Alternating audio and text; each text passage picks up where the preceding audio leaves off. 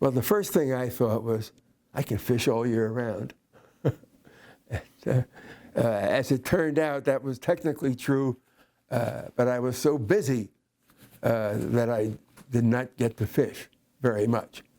Certainly nothing like what I wanted to, although I did have some great adventures. And when I left, I thought it would be fun to keep going, doing fishing, and that's what led me to Waterfront Times, which doesn't pay much, but it's fun. It's what was the question again? The impact of moving from the Northeast to the tropics. And your answer's great. The different kinds of people who were here. It was fascinating, but it was a great news town. It was still, in very large part, old Miami. Of course, the Cuban influx had been going on for several years. But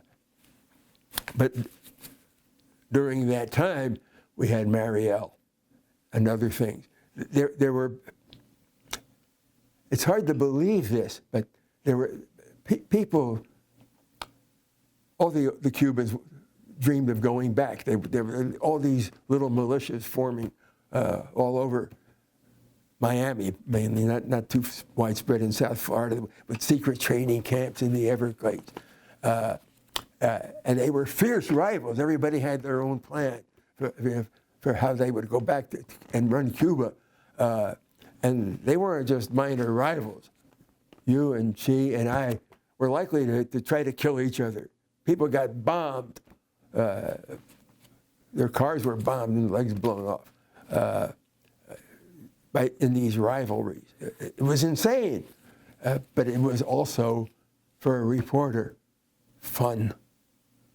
Sometimes I had to tell myself off. It's not right to enjoy this.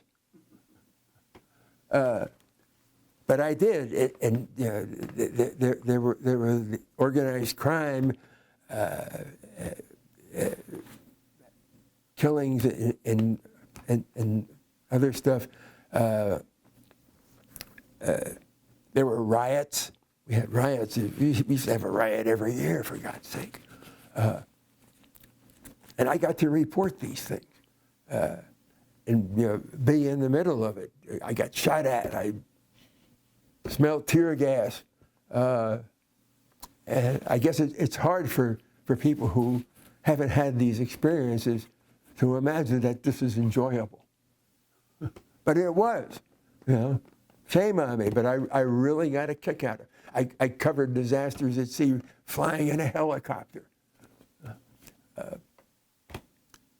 I was the anchor writer on Flight 401's crash in the Everglades, which was on New Year's Eve in '72. I coordinated all this coverage, and I had this incredible frustration. I need to be out there. And on the third day, I went out there with a photographer. I thought we'd be kicked out. So we landed on the levee in a helicopter, and I told the pilot, the instant we're clear of the blades, take off. They can't kick us out if there's no one to take us out. But it didn't happen. There was one other person there, an FAA guy, who was walking around with a clipboard. We said hi and told him why we were there, and he said, help yourself, but don't touch anything.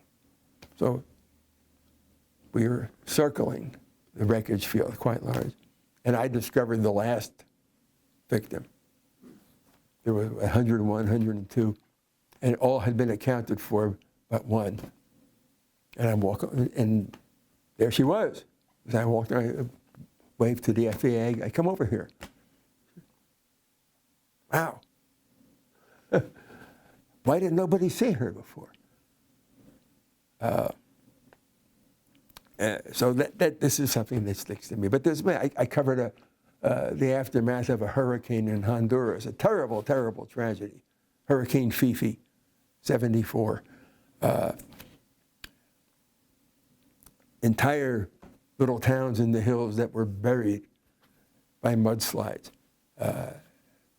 And walking among these people who were suffering horribly, but trying to dig their homes out to find their relatives, presumably buried down in the mud, and watching as they were discovered. I was in the midst of all this. I was a witness to so many incredible things, and had fun doing it all.